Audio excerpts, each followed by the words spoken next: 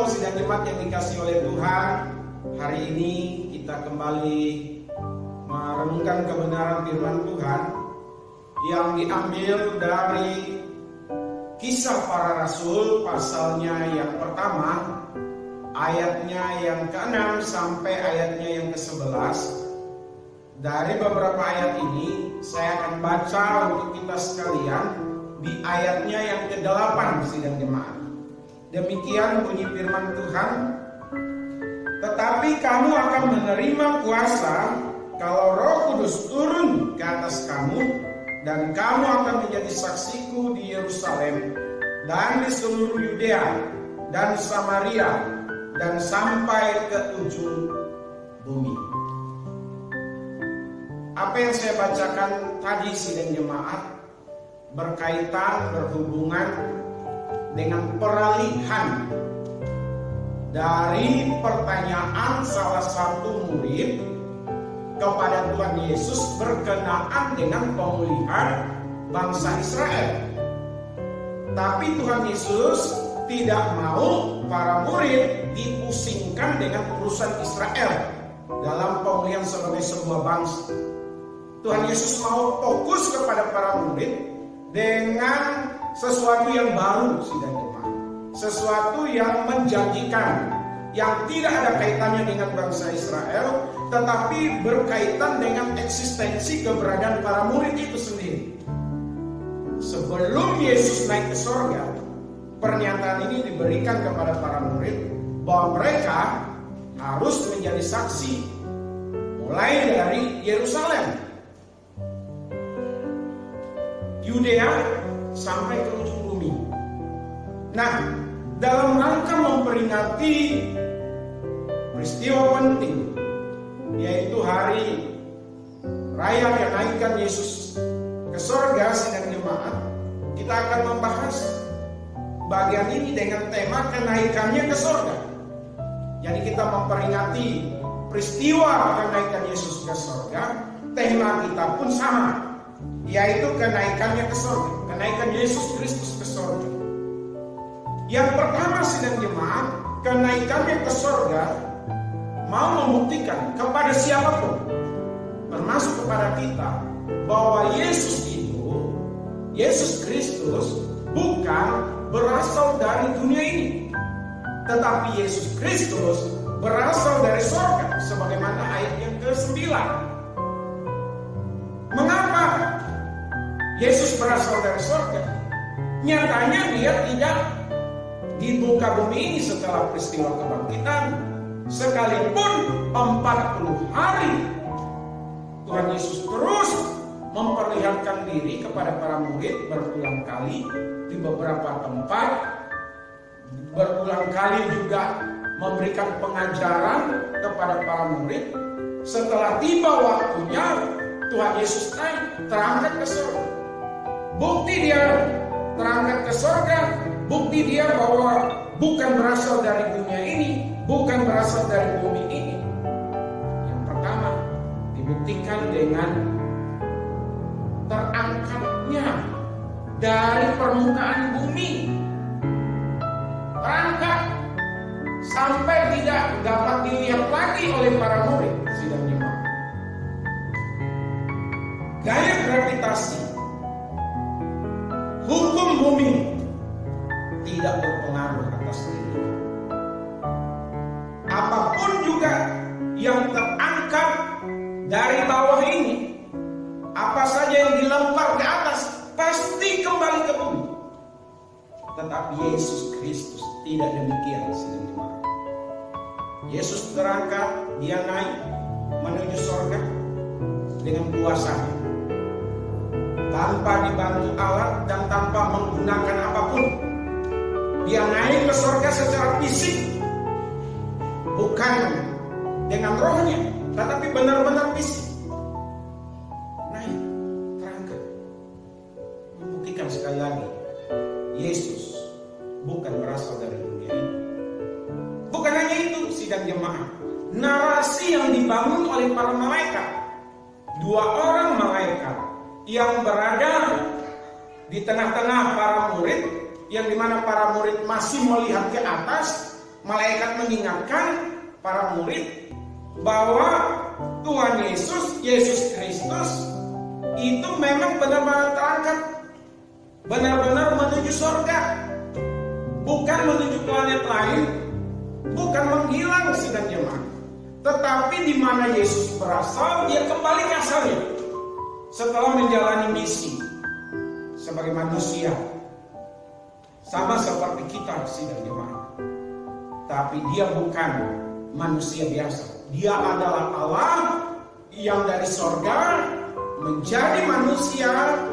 Setelah selesai misinya, maka dia kembali ke sorga. Jelas hanya malaikat yang menyatakan untuk Yesus Kristus bahwa Yesus benar-benar naik ke sorga. Tetapi bukan hanya itu sidang jemaat, narasi yang dibangun oleh malaikat, tetapi ajaran Yesus sendiri, perkataan Yesus, pernyataan Yesus kepada para murid, salah satu diantaranya sebagaimana di dalam Yohanes 16 ayat 7 dan ayatnya yang ke-28, bahwa Yesus pernah mengatakan kepada para murid, bahkan sebelum peristiwa penyaliban, peristiwa di mana dia harus mati di atas kayu salib, Yesus Kristus menyatakan bahwa dia akan kembali ke surga, bahwa dia akan kembali ke surga. Dia nyatakan itu kepada para murid. Dan pada saat peristiwa kenaikan Yesus ke surga, ini pembuktian bahwa apa yang dikatakan oleh Yesus Kristus itu digenapi, termasuk di dalamnya pernyataannya untuk naik ke surga. Sidang jemaat yang dikasih oleh Tuhan, kenaikan Yesus ke surga membuktikan bahwa dia bukan berasal dari bumi ini, bukan berasal dari dunia ini. Tetapi yang kedua, kenaikan Yesus ke surga itu berkaitan dengan tugas dan tanggung jawab kita. Sebagaimana tadi yang saya bacakan di ayat yang ke-8. Apa tugas dan tanggung jawab kita berkaitan dengan kenaikannya ke surga, sidang jemaat? Tuhan Yesus menyatakan para muridnya dan kita saat ini adalah saksinya. Saksi Yesus, saksi yang memiliki kuasa karena ada Roh Kudus.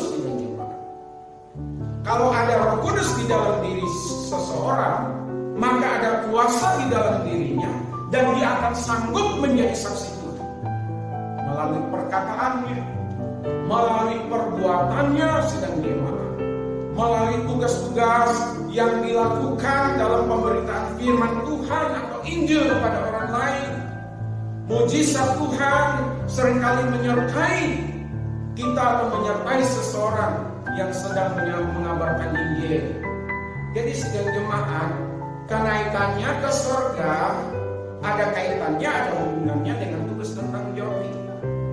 Jadi Bapak Ibu dan saya adalah orang-orang yang ditugaskan oleh Tuhan Yesus untuk menjadi saksinya, menjadi saksi Yesus di dunia ini, supaya setiap orang akhirnya percaya kepada Tuhan. Melalui kesaksian kita orang lain diberkati. Melalui kesaksian kita Tuhan Yesus dipuji, dipermuliakan. Di bagian lain dikatakan, apa yang terikat di bumi itu terikat di sorga. Jadi sidang jemaat, kita harus tunjukkan bahwa kita ini saksi Tuhan. Kita hidup bagi Tuhan karena ada Roh Kudus di dalam kita. Kenapa banyak di antara kita atau banyak orang tidak menjadi saksi Tuhan? Sekalipun dia orang percaya. Saya hanya menduga-duga sidang jemaat, tapi bisa benar dugaan saya. Yang pertama, karena dia belum percaya terima Yesus sebagai Tuhan dan Juru Selamat. Dia menjadi Kristen oleh karena keagamaan, karena menjadi orang yang harus beragama, sidang jemaat. Tetapi kekristenan tidak sebatas beragama. Kekristenan itu adalah kehidupan itu sendiri. Karena dia harus percaya terima Yesus sebagai Tuhan dan Juru Selamat. Pada saat dia percaya terima Yesus sebagai Tuhan dan Juru Selamat, ada Roh Kudus di dalam dirinya. Kalau ada Roh Kudus, ada kuasa. Kalau ada kuasa, dia memiliki kemampuan untuk menjadi saksi Tuhan. Sidang jemaat yang dikasih oleh Tuhan, bisa jadi juga dia sudah ada Roh Kudus, tetapi dia tidak memberi keleluasaan kepada Roh Kudus untuk bekerja di dalam hidup. Menempatkan Roh Kudus di luar, dia yang berotoritas atas hidup. Orang Kristen tidak boleh demikian, sedang jemaat. Bapak, Ibu, dan saya tidak boleh demikian. Kalau kita sudah percaya kepada Yesus Kristus, kita harus yakin bahwa Roh Kudus ada di dalam diri kita, dan berikanlah Roh Kudus berkuasa penuh, secara otomatis berkuasa penuh dalam diri kita. Bapak, Ibu, dan saya harus memberi keleluasaan untuk Roh Kudus bekerja dalam hidup kita, sehingga kita mampu menjadi saksi Tuhan. Nah, yang ketiga, sidang jemaat, kenaikannya ke surga memiliki cara yang sama nanti saat ia datang kembali ke dunia ini. Sebagaimana di ayat yang ke-11, pernyataan malaikat di sana dikatakan Yesus Kristus yang terangkat ke surga akan sama caranya pada saat Yesus datang untuk kedua kali ke dunia ini di dalam kemuliaan, sidang jemaat. Caranya sama, penuh dengan kemuliaan. Nah, kedatangan Yesus yang kedua kali bisa kita pahami kedatangannya di masa pengangkatan. Dia menjemput setiap orang percaya di awan-awan, penuh dengan kemuliaan, sidang jemaat. Tetapi kedua, pemahaman yang kedua, bisa jadi kedatangannya tidak hanya di awan-awan dalam kemuliaan menjemput orang percaya dalam masa pengangkatan, tetapi juga dia datang turun dari surga, menginjakkan kakinya ke bumi ini pada saat peristiwa akhir zaman, sidang jemaat. Pada saat penyelamatan untuk bangsa Israel, pada saat perang Harmagedon atau perang besar, sidang jemaat, di mana bangsa Israel terpepet, di mana bangsa Israel ada dalam keadaan yang sulit, di sana Yesus datang untuk yang kedua kalinya menginjakkan kakinya dengan cara yang sama. Terserah sidang jemaat mau memahami konteks yang pertama yang saya sampaikan tadi atau konteks yang kedua, karena ini berkaitan dengan doktrin. Tetapi yang saya mau tegaskan bahwa sebagaimana firman Tuhan ini, caranya tetap akan sama. Saat dia naik ke surga dengan saat dia datang, caranya sama. Hukum alam, gaya gravitasi ini tidak mempengaruhi keberadaan Yesus pada saat dia datang. Jadi sidang jemaat yang dikasih oleh Tuhan, Tuhan Yesus yang Bapak, Ibu, dan saya percayai, itu adalah yang berkuasa di bumi, yang berkuasa di surga. Ia ada dalam kemuliaan, duduk di sebelah kanan Allah Bapa. Dia penuh dengan kemuliaan di sana, dan dia akan datang kembali. Jadi Bapak, Ibu, dan saya, kita semua, karena Yesus sudah naik ke surga, dia akan kembali ke dunia ini. Mari kita menyadari, kita berdoa kepada Tuhan, kita berjuang bahwa kita ini saksinya Tuhan, kita ini miliknya Tuhan. Jadi ada tanggung jawab di situ. Karena Yesus itu adalah Allah yang berkuasa, yang di surga dan di bumi.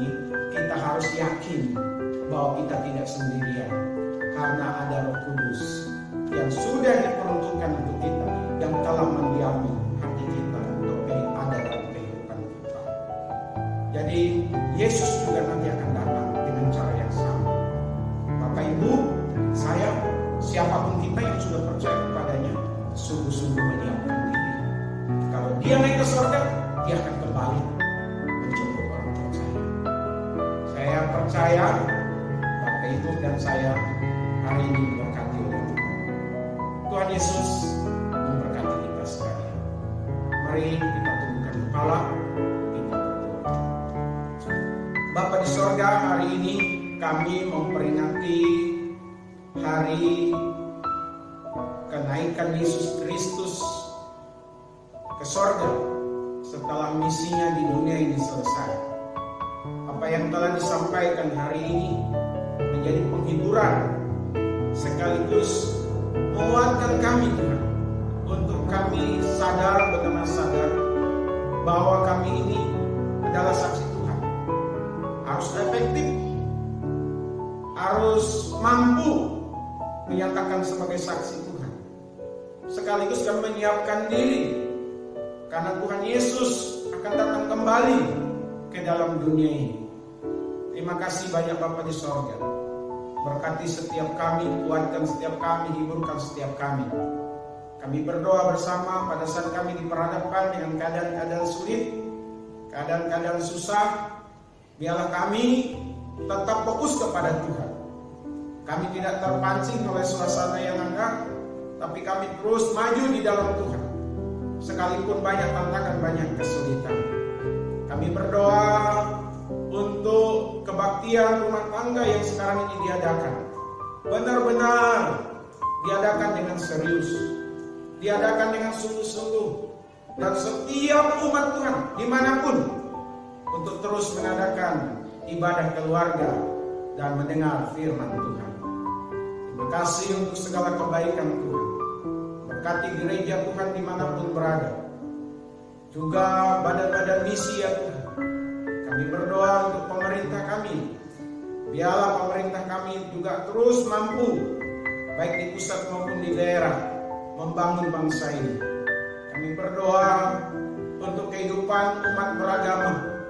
Biarlah satu terhadap yang lain, saling menghormati, saling mengasihi, saling bahu-membahu, memajukan kemanusiaan di muka bumi ini ya Tuhan. Terima kasih. Kami akan akhiri hanya di dalam nama Tuhan Yesus. Mari kita bersama-sama mengucapkan doa Bapa kami. Bapa kami yang di sorga, dikuduskanlah namamu. Datanglah kerajaan-Mu, jadilah kehendak-Mu di bumi seperti di sorga. Berilah kami pada hari ini makanan kami yang secukupnya, dan ampunilah akan kesalahan kami, seperti kami juga mengampuni orang yang bersalah kepada kami. Dan jangan membawa kami ke dalam pencobaan, tetapi lepaskanlah kami daripada yang jahat. Karena Engkau yang punya kerajaan dan kuasa dan kemuliaan sampai selama-lamanya. Sehingga jemaat milik Tuhan, kekasih-kekasih dari Tuhan Yesus, arahkanlah hati dan pikiran kita, dan terimalah berkat yang daripada Allah. Adapun kasih karunia dari Bapa kita di sorga, damai sukacita di dalam Tuhan Yesus, pimpinan penghiburan pengajaran dari Roh Kudus, menyertai kita sekalian hari ini, besok, bahkan sampai selama-lamanya. Amin.